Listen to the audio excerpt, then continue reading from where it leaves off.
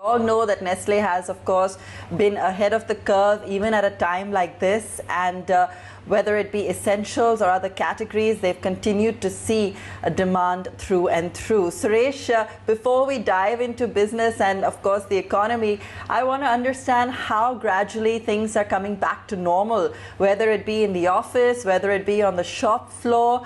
Are you seeing a sense of normalcy return? Thank you, Abha. Thank you for having me on your show. It's a real privilege for me to reconnect back with you. Thank you also for your very kind words on Nestle. I think I always believe very fervently that the blessings of our consumers, the hard work of our employees and of our partners and stakeholders is what is keeping us going and keeping us inspired. So I think in these times as well, difficult as they may be, we continue to be inspired by the people around us. Since the last time that I had spoken to Nikunj, I think which was just after the lockdown, when the situation was a lot more chaotic in some sense, we are now in much calmer waters. I'm happy to inform you, Abha, that all our 8 factories are operational. We are upwards of 70-75% of the capacities that they are meant to be.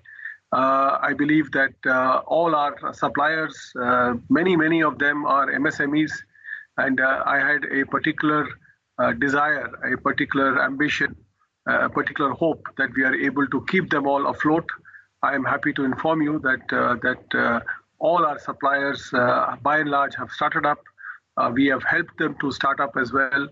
Whether it is in terms of permissions or whether it is in terms of training on sanitation, on safety, on social distancing. I think we play a role not just as a large company, but in a sense we are like a banyan tree, and we need to ensure that everyone who is working with us is also suitably empowered and suitably trained for this situation. So the supply lines are far improved.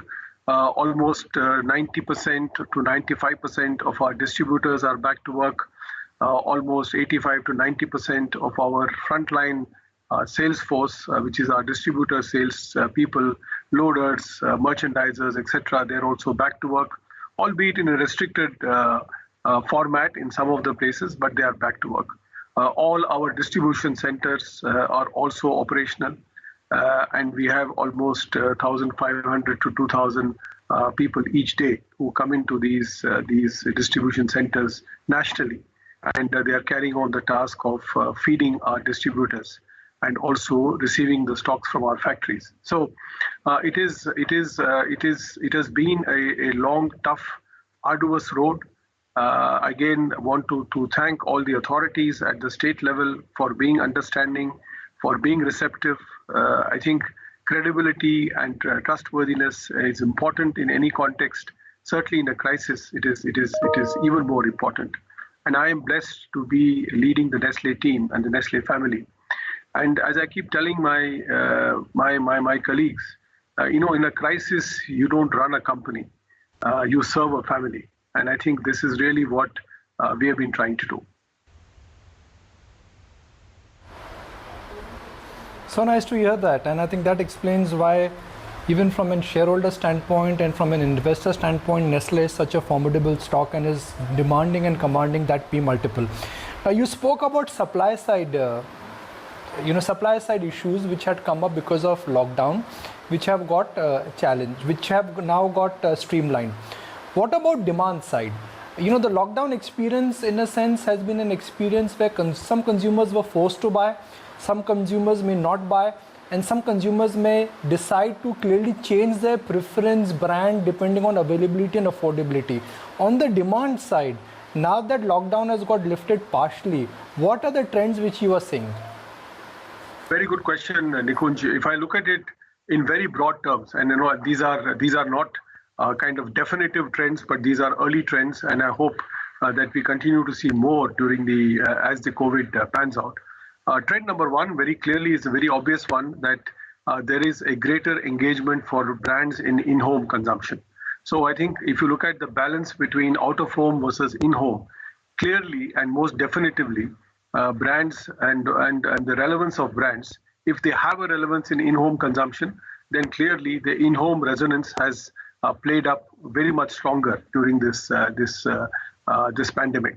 Okay, so what you've answered is a very valid point, A, on consumer demand, and also on the speed and duration and the strength of the recovery. So you've addressed the speed, the duration, the path, and the current strength right now. So I'll take it forward and I'll talk about the trends which clearly are visible within India. Rural population is doing very well. Urban population, like you mentioned, there are job losses. The startup or the gig economy is also going through a pain. Do you see a situation where the urban India could take a back seat, or the urban consumer could take a back seat and the rural consumer could come back, and that could be a important decision which you will have to take at Nestle, because up until now you've been a very urban focused company which in a sense has managed to really capitalize on the increasing per capita income of Indians? Well, I think it's a very good question, Nikunj. I think the fact of the matter is, still the last couple of quarters where we have seen very subdued growth in consumer goods, both in rural and urban. It is important to note, Nikunj, that in the past, let's say prior to 3 or 4 quarters, the rural growths were much stronger than urban growths. So the fact of the matter is that rural consumption continued to be strong. It was unfortunately going southwards, but still it was a stronger trend as compared to the urban trend. I think in the current context, with a predicted good monsoon, with also very good harvest of the primary staple crops in the country, and also with some of the opportunities that the government has recently announced in terms of going beyond APMC for farmers to be able to sell their produce to the highest bidders. I do hope that this shores up the rural incomes. If indeed it shores up the rural incomes, in some sense also the unfortunate but real migration of workforce that has taken place from the urban to rural markets might actually kickstart a small bump up as far as rural consumptions are concerned. If you look at it, even as a company, I can tell you, Nikunj, that if you look at all the town classes, from metros to town class 1, 2, 3, 4, we have seen continuously fairly strong growths in tier 2, tier 3, and tier 4 towns and semi-urban areas. I think this has been a secular trend now that we've observed for some time. And I would say even in the current context, the smaller towns are tending to hold up because the degree of restrictions that they've been facing has been lower as compared to large metros like Delhi or Mumbai, or some of the unfortunately afflicted cities like Indore and others. So to some extent, I think I would be entitled to say that the rural markets would probably start to revive better. Agricultural growth, as you know, has been predicted at about 3%, which is also augurs well as far as the economy is concerned. With the Manrega and with the opening up of more rural jobs, some of this money will hopefully come into consumption. And I believe that rural India will probably revive a bit better than what the big boys, the urban markets, would be doing. But it is important to realize that urban markets are still a significant mainstay of consumption. So I don't think we can, any large corporate in the FMCG sector can survive without having reasonably strong urban growths. But yes, rural will revive. I think we have got a fairly strong portfolio, even though we are seen as a strong urban company. We have about a fourth of our sales still coming out of rural markets, where we have been strengthening every single quarter. So we will have the benefit of some of the initiatives that we are taking, especially around the clusters, to really identify those geographies where we are seeing the early green shoots of an uptick in consumption, and really working on that towards the rest of this year to pick up and to mop up whatever growth opportunities we get. Talking about growth, Suresh, and we've looked at rural in detail, but when you take a look at the broader portfolio and in terms of the way forward, would there be adjustments you would be making in terms of what consumers would now be more interested in? On the raw material side, there's been some pressure, particularly, for instance, on milk and on commodity prices. So going forward, what will be the priority? Would it be margins or would it be volume growth? What would you be leaning towards? I think one of the things, Abha, that I'm very proud that Nestle has stood for is that for the last 10 quarters without fail, including the first quarter of this year, the company has recorded double-digit value growth and has also recorded almost 8 to 10% volume growth. So it has been on the strength of volume growth that even in the last quarter, if you see, we recorded a sales growth of 10.8%. Possibly one of the few companies to record a double-digit growth in these times. 8.5% of that came out of volume and mix.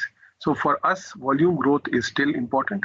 As we now go into the future, possibly the volume growth may not be as strong. It will all depend on how the base levels of demands do revive. I would still expect them to reasonably bounce back into good stead. As I speak to you, I think all my businesses, I've always believed, Abba, that since I have been part of many crises, either by fortune or misfortune, I don't know how to define it. I've always believed that crises give us a great opportunity to recalibrate your portfolio. And really, one of the exercises that we are doing as a company is to recalibrate our portfolio. Which parts of our portfolio need strengthening? Our entire innovation funnel that we now have is undergoing a change. Every business is recalibrating in the context of newly relevant consumer behaviors that are coming in. What innovations should we be out with? What innovations should we not be out with? I am a great believer that in crisis, engage. Don't disengage. Because if you disengage, then the consumer has got other choices. They're not going to be waiting at the door saying, when will X, Y, Z companies start to engage with me? I believe in engagement. I believe in front foot batting. I don't believe in getting on the back foot at the time of a crisis. We need to manage some aspects of the crisis with a back foot, but some aspects in consumer facing needs to be front foot.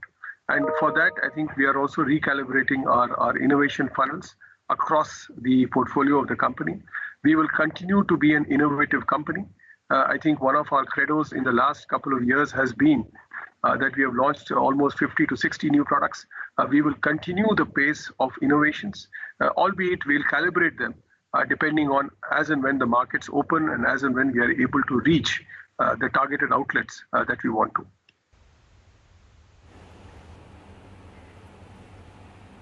Okay, and I'm very curious about more on those innovations, but I'll put that aside for now, as I'm sure it's still a work in progress. Suresh, what about the recent spate of APMC reforms? What are you making of those? Any takeaways from that, and any anticipated problems when it comes to the supply chain that you see continuing at this point? No, I think I would say it is a long-awaited and it is a salutary step by the government. The freeing up of farmers to really access the best prices that they can sell at is essential in a market economy. And I think this would really help. Of course, there has to be more enabling features now as to where will they go, what kind of enablement would be there for private sector operators to access the farmers in terms of taking some of their produce at fair prices. I think those modules would still need to be worked through in greater detail. But I think it is a very welcome step, really and truly getting the farmers into the market economy, which is what we are. And I think it is important, just as a stock market operates on demand and supply, and nobody is constricted in order to be able to sell to either one broker or the other. It's a similar pattern as far as the farm produce is concerned. I think at this time there is a responsibility also that large corporates have to protect the supply chain. I mean, we have done our own small bit. I mean, we work with 100,000 farmers in Punjab, in Haryana, and also in Rajasthan. They have been with us for the last 60 years. I think the trustworthiness of a relationship is through thick and thin. So one of the decisions that we took during this pandemic was that every single day, every single drop of milk that will be given by the 100,000 farmers will be accepted and will be processed by the company, and they'll be paid promptly on time. I think leaving farmers in distress in times of these kind of pandemics and crisis is really a call of the conscience, and it's important that companies step up to the plate to make that happen. So I'm very happy that we have been able to support every single farmer. We have got about 3,500 coffee farmers. We support them. We have got about 2,500 spice farmers. We support them. We are in the top 5 procurers of wheat flour in this country. Your current view on the way how the monetary policy and how the regulators' global policy on inflation is going to move.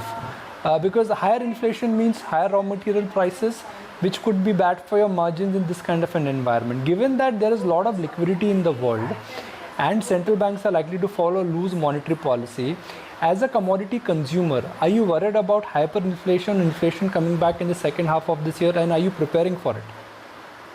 Look, I think there would be. I think once the panic of the pandemic settles down, there will be most certainly some amount of inflation that would come in. It would also come in because some of the demand outlets that unfortunately have now been stunted because of the pandemic would also start to open up. I am of the view, I'm not a monetary economist by training, or I don't even profess to being a great economist. But all I can say is that I think a certain level of healthy inflation is still essential for our economy. It is something that corporates and companies like Nestle especially is quite capable of managing. We know the kind of leveraging of efficiencies and also of economies of scale that we need to bring to bear in order to keep a certain stability as far as our product prices and as far as our portfolio is concerned, and we'll work towards it. I think the fact is that you are right. There would be inflation coming in. I don't see at this stage, with the demand coming back also going to be gradual, any worry for hyperinflation or issues of that nature. But certainly there would be some blood pressure coming back in the system in terms of higher inflation, which might actually be good for the overall sustenance of wages and incomes, and also of employment in this country. And that's the way I look at it at this stage. In the lockdown period, during the pandemic crisis, what has been that toughest moment for you personally, and where as a manager you said, oh my God, I don't know what will happen to the world? What has been the toughest moment for you, and what has been the best moment for you? Well, I think the toughest moment for me was really when the first shock of the pandemic hit. My first worry and the first fear was what will happen to my people. I think you reach a stage in your life and career, Nikunj, when the worry is not about you yourself. I mean God has been immensely kind to me, so I don't seek anything from anybody anymore in terms of leading a simple, honest life. But I was really worried about my people. I said, what will happen to my people? And thank God we managed to get our feet back on the ground, and we were able to start to restore our factories. The demand also, thanks to the blessings of the consumer, managed to get back. And I think the proudest moment for me was, and there are numerous proud moments for me, but I think Nikunj, I have a theory. If companies were to invest more in culture than even capex, we will have a lot more outstandingly run companies in this country. Culture comes home to roost only in a crisis. You really realize the investment that you've done in purpose and values in a crisis, when people feel empowered, engaged, and inspired to go and do acts that they would never do in a normal time. If you want to see ordinary people achieving extraordinary things, That is the power of culture. So I think the proudest moment was when a salesman of mine actually walked 13 kilometers every day for 3 days. He walked this to the local office to get the permission to start distribution. He's a humble distributor salesman. He gets probably 10,000, 15,000 rupees a month. And yet he does it. That is the power of culture and values. And that is what makes an organization tick, even in the most difficult times. And this is something that I really strongly urge, that as a result of this pandemic, if we become a more decent, we become a more honest, we become a less greedy and a happier world, I think that will be the best outcome that I can see coming out of this pandemic. Suresh, I know Nikunj asked you for closing comments, but I just have one last question. Nestle had lined up quite a portfolio of new launches. I think that the largest number of new products, before all of this, of course, went into play. How much of that portfolio is still going to be relevant, or that you'll still be emphasizing on in the post-COVID area? You touched upon how things like nutrition, sustainability will be more important. How much of the portfolio is still going to apply, or you feel will still resonate with consumers in the post-COVID era? The good news is Abha, even during the COVID times, we have actually innovated and launched products. We've just launched 3 varieties of Maggi noodles in a limited platform, in an e-commerce platform, and really allowed the consumers to vote which of these 3 flavors, this tomato, capsica, and another cheesy delight. So these have been the new flavors of Maggi that have been put, that we would like to get the consumer feedback on which one would they like us to continue. So the good news is Abha, a lot of the innovations would still continue, because the core foundations of these innovations has been based on the value of nutrition, the value of either an affordable treat or indeed an affordable product for you, and the fundamental tenets have not changed as far as the consumer is concerned. So some of what we will be launching would be in the genre of products that we already had in our innovation pipelines.